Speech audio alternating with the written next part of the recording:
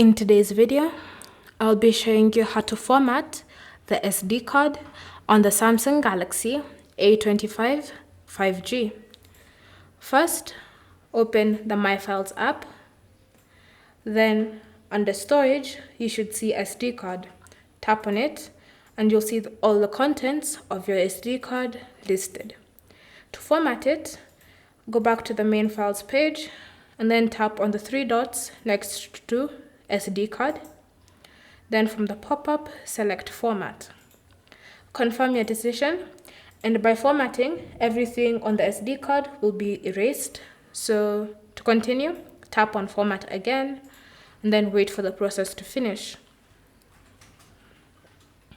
Then a pop-up will appear saying SD card formatted. So now, when you open the SD card, you should notice that any other files, recordings, videos, or documents have now been deleted and erased from the SD card. Thank you for watching. If you have any questions or comments, leave them down below and we'll get back to you.